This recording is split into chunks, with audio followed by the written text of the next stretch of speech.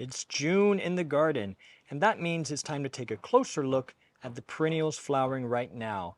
From bright colors to a whole bunch of different textures, these early summer stars are filling the garden with life and color. And in today's video, we're going to walk you through what's blooming, why these plants thrive in June, and how you can incorporate them into your own garden this summer.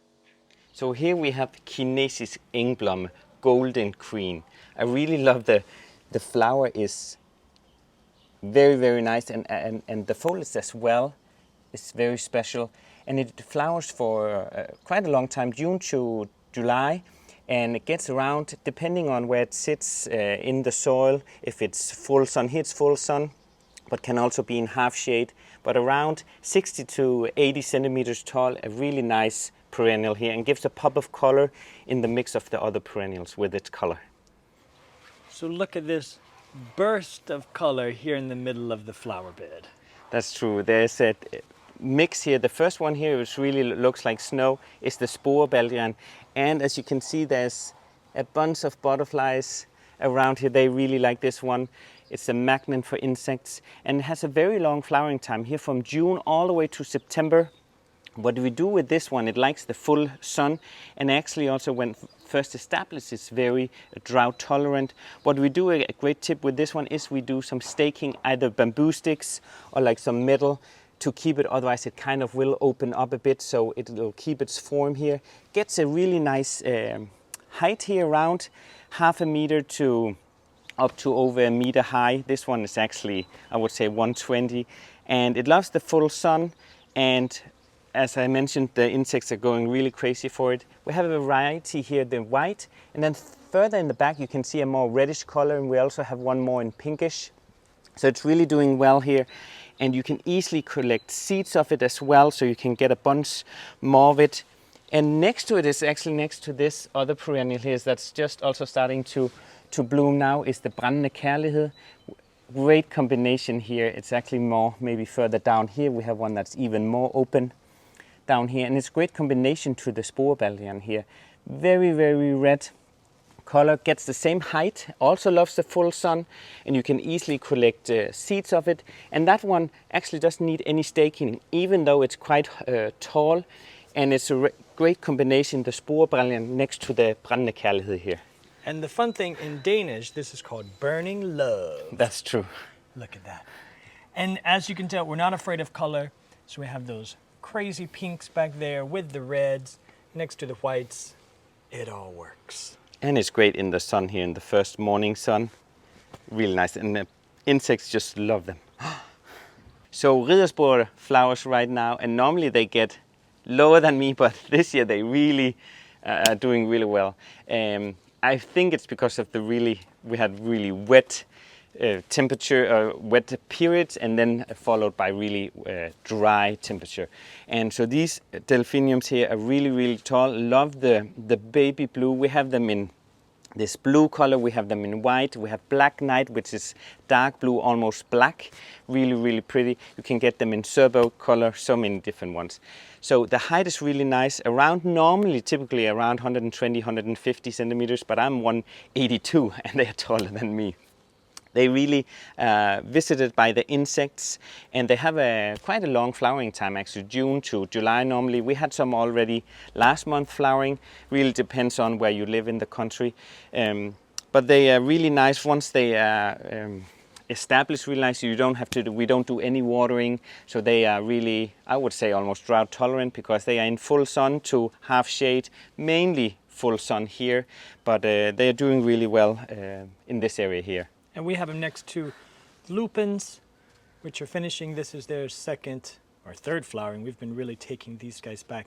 So that's another one. Well, as we've mentioned in all of our monthly videos when we show what's growing, this won't be a complete list of all the perennials available in the world, but these are just a few of the ones that we have flowering here in the month. And there's actually also just some of the valerian that's self-sowed, apparently, way from over there. So they are doing really well here. So it's a good mix here. And another thing is the reason why I think they also get tall. We do put some chicken pellets, like chicken manure out in every spring. and that also give them a good boost. And this year we also layered like a top layer of composting on top. We don't do that every year because the garden actually doesn't need it every year, but that helps sometimes on the garden to keep the humidity really nice as well and cover for weeds. But we're happy for them. Yeah. So as Alan mentioned, all colors are welcome here, and definitely also a blue color. The arvensis just started to go in bloom here and having a bunch more. It's a very upright stem it has, so it doesn't need any staking. This one is a little lower variety. We have some whites and some pinks as well. So there's so many different varieties of this one. Really, really great. And the insect also loves this one. Gets around the height of around 40 to 60 centimeters, depending on where it is. Here it loves the full sun, so we leave it here. Flowers from June and all the way to August. And we do a lot of deadheading where we, for example, here one is finished from the bottom down here, and then it kind of makes into seeds here, and then it goes all the way up. And then we would just remove this one, not all the way down, because then you would destroy and remove all these coming flowers. So keep on deadheading these ones, and then we'll just keep on coming. And the foliage is really a warm green, I would say. Also nice foliage compared to the other, or next to the other companion plants. Yeah, it's like a nice dark green compared to the geum and the columbine that's next to it. So it's really nice. Good job, Lars. Good choice in the garden. Thank you. So when you look at this view, what's the first thing that catches your eye? Me? Yeah. After the huge man in the front, it's these big pops of color with our salvia. Right, and this one, that's also one of our big favorites in the garden here now that flowers in June, is the stoutest salvia. Here's a low variety, very compact. It's called Ostfriesland, and it's close to the border, so we can really enjoy it, and it's full of insects. So that's the first thing I want to tell about this plant, that you must have this in the garden, because it's great. You can hear a lot of humming here of all the insects, well visited, very compact. So stoutest salvia in general, you can get it in a large variety. So this one is a very low one. You can get plants that's from 40 to 50 centimeters and some way taller. But the first one here, the Ostfriesland, is really nice. Flowers from June and all the way to September. And it loves the full sun, very well drained, drought tolerant. What's not to like about that? And when it's finished, like I mentioned with the arvensis over there, then if it's finished flowering, you just cut it right under the base. You can see there, right under the base where the stem is. So you don't cut it all the way back, because it will keep producing a second flowering, not as rich as the first one, but it does. This purple one really makes it pop of color, and especially if you have it next to some orange or some yellow perennials, then it really comes to its right. But really close to the border here is a must. But another one we have up here that's quite taller, I would call it the big sister. Also really well visited, the Caradonna, that has like black stems almost. And compared to the other one, because this one gets so tall, we have staking either bamboo sticks or like a metal that really, I have both here. But that you can barely really see there once it's up. So that we put on when it was much lower, just so you don't have the tendency of it falling over. Because I do want it here close to the border. Even this one is very tall. It gets up to around 80, 90 centimeters tall. Flowers the same time, and with the Ostfriesland. Just cut them down just under where the end flower is, and then we'll produce even more. And it's really an intense purple color. So that one is really great as well. Another one we have over here is the white one. Look at this one. That is also just really, really pretty with the white one. This one as well has a tendency to fall, so we stake that as well under here. But the white one also really is well visited by insects. And you'll notice that we planted it next to, I think we went over columbines last month's video, because now that they're finished, we leave a few of the seed pods, but then this guy comes up and kind of starts to hide that. So it's really a smart way to keep that color coming in the garden. And I tell Alan not to take them, because I have my seed glasses on. I would love to collect seeds already now from some of the perennials. So these, and they are very decorative too. And even the foliage, we cut them just down to the foliage because that's still really, I would say, a showstopper because some of them start to change color. So that's a nice combination to the ones that's actually in flower. This has to be one of my absolute favorites this year. That's true. The blowhead, it's almost like a tall tower here in the garden, and it's actually close to the border, but it's so great because it's so visible. There's so many bees and other insects in them, and they just keep flowering. They keep having, like even here, Alan is so great at deadheading. So when this flower would finish, he would run it down and cut it there, and then you can actually see it's producing another little bloom here that will take over when this one is finished, because we do want to have all those insects. And blowhead is native. We have it out in the wild. Some Danish people would say it's a weed, but there's a reason why native plants are so important, because, whoa, there's bees here around me.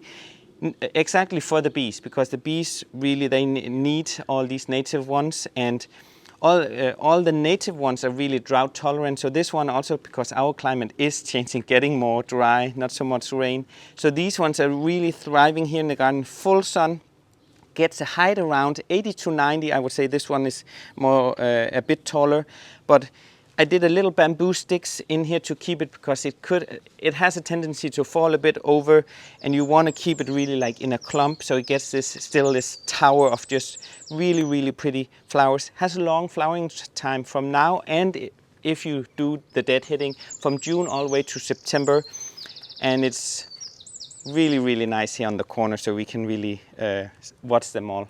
And you'll notice that, yeah, we do have it sort of, this is quite a narrow little flower bed here, but we have it in the middle to the edge. So yeah. The reason being, you notice that the foliage is really down at the bottom. So what you're getting are these long, wispy stems. So it's easy to see through to other perennials in the back. So just because of its height doesn't mean that it has to be in the back of the border.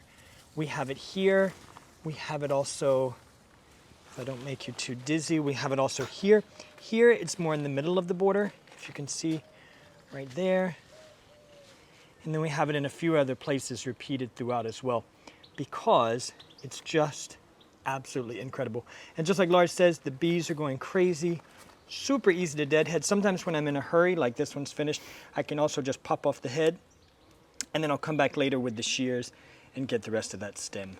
But what I also tell Alan, he can't deadhead everything, because you also want to have it, which is another great thing, you want to have it to go into seeds. It's also a great self-seeder, but you do want to keep on having these, because let it do its own business, throwing seeds or collect them. So do not take all of them, leave some so you can produce more seeds. But once, in general plants, if you let them all, if you don't do any deadheading, then you'll have less flowers in the garden, because the plant's solely goal is to grow up, flower, set seeds, and then leave all these babies, and then, oh, I did my job, and I'll kind of wither down, and then the whole thing starts over next year.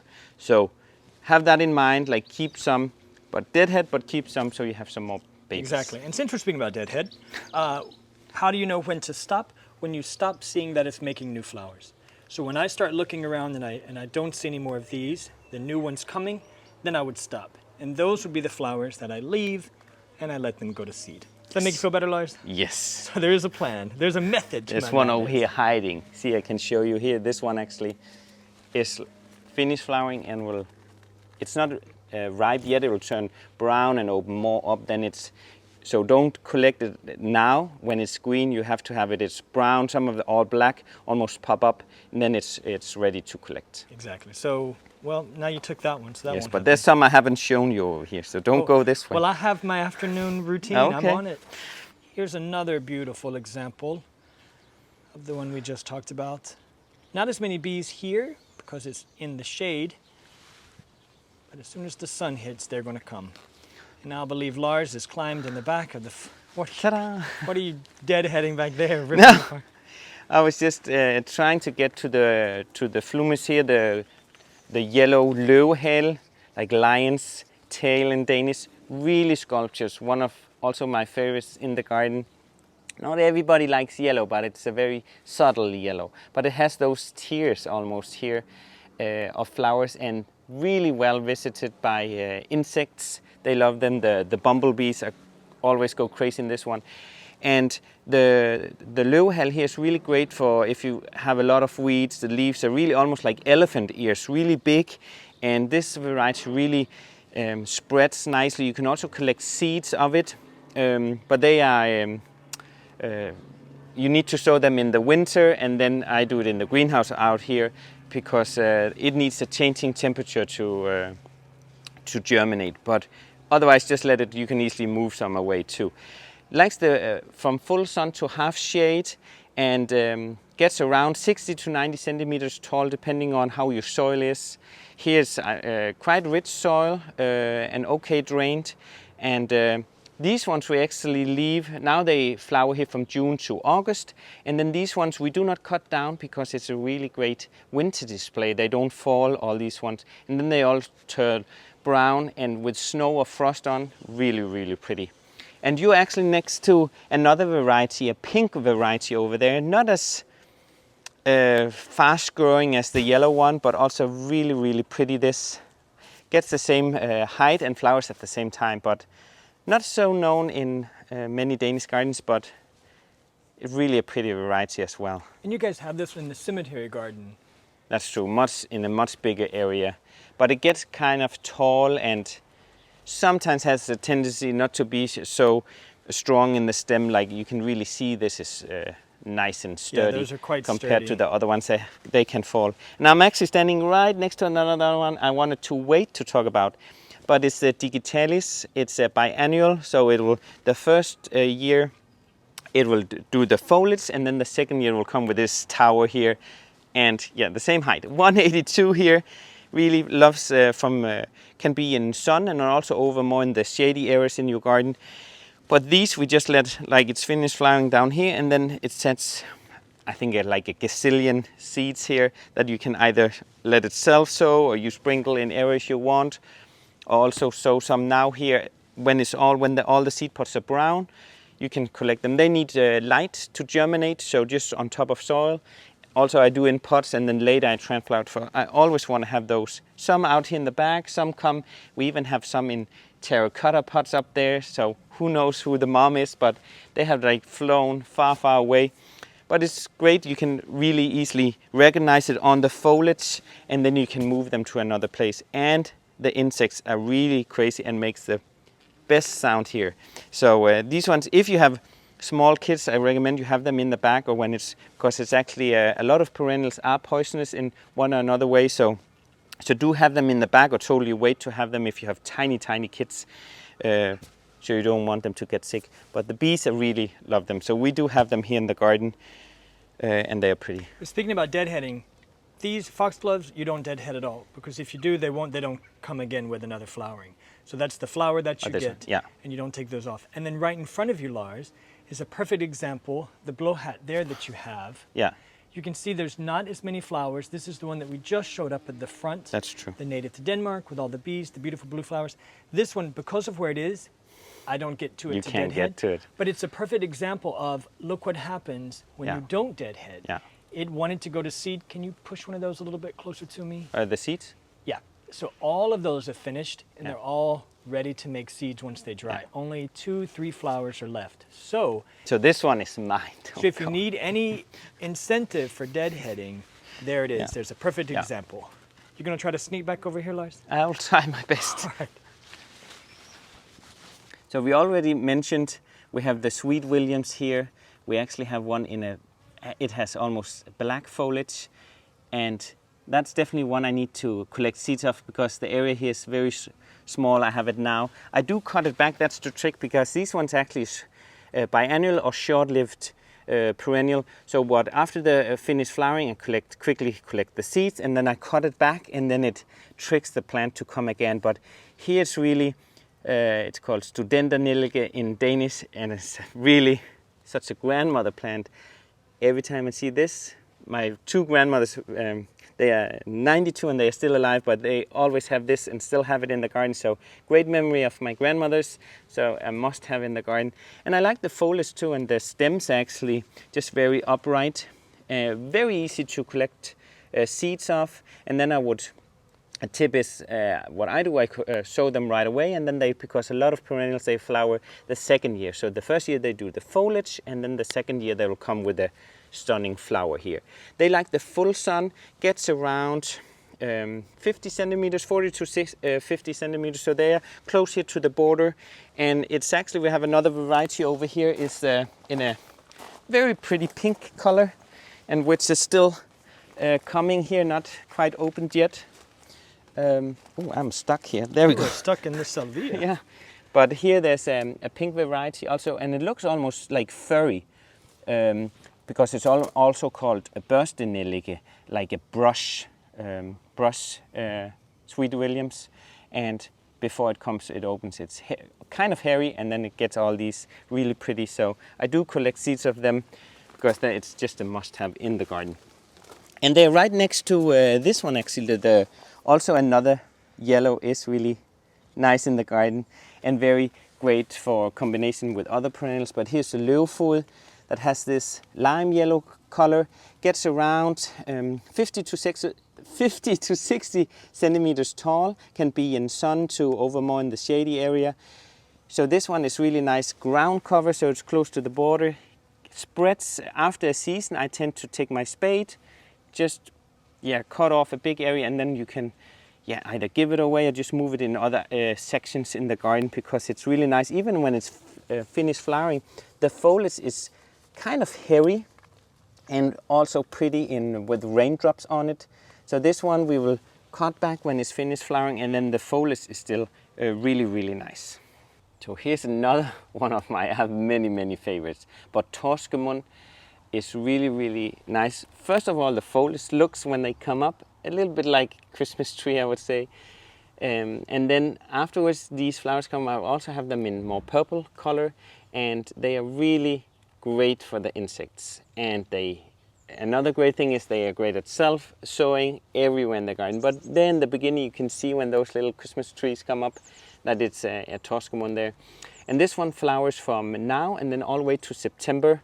And oh, there came insect.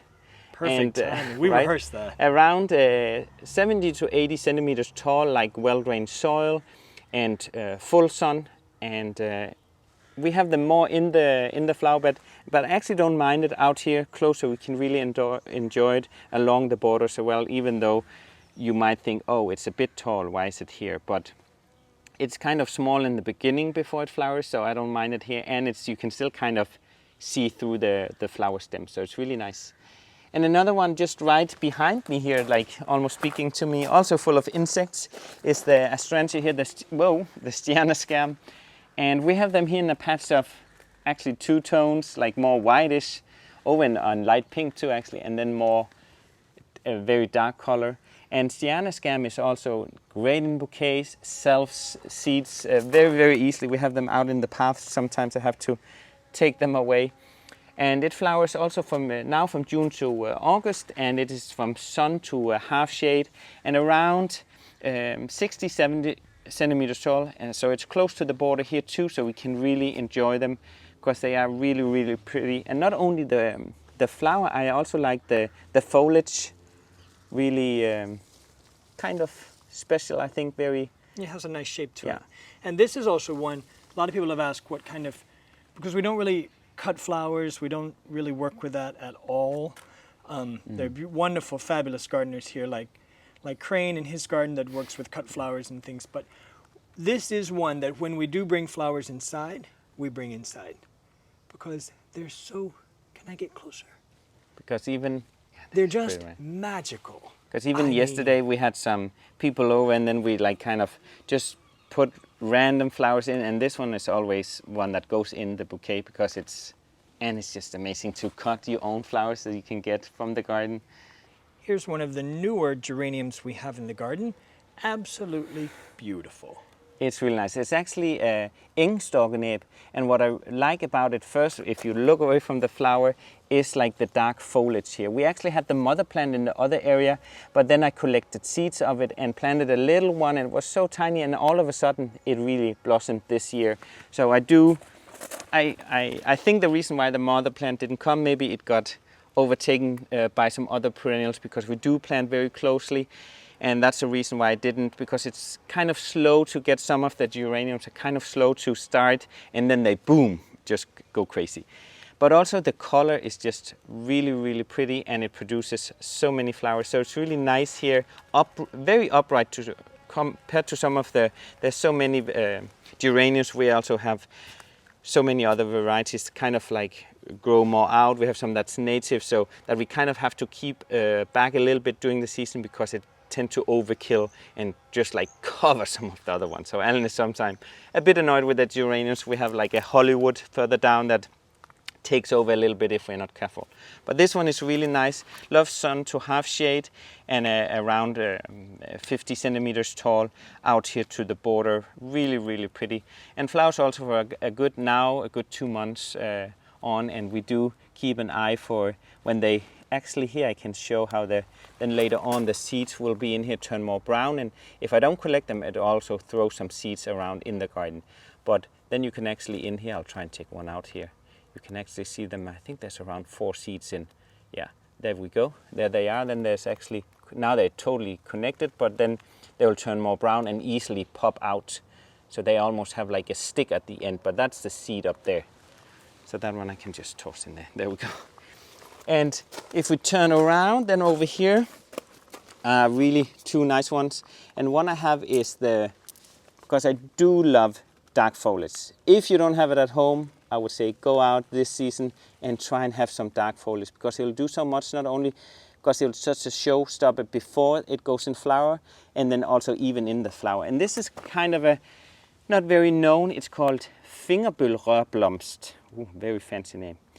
And you would think it's in the family with the Digitalis, and it actually is, but it's a perennial, so it will come, can be short-lived, but you can collect seeds of it, and definitely out here on the corner, so we can really, just enjoy it. It's not spreads really crazy, so you need to have it so it doesn't take over by other ones. But it starts to flower just now here in June, and then all the way also in July, and has around a height 40 to 50 centimeters tall. Loves the full sun, and then you really have it. A lot of them I repeat throughout the garden, so I have it here and then a little bit further down. Another one that's really, if you go for insects, is really the creeping thyme here, krybende timian.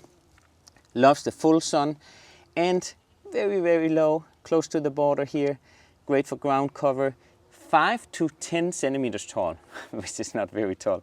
And around flowers now June, and then July, and actually all the way into August if you're lucky.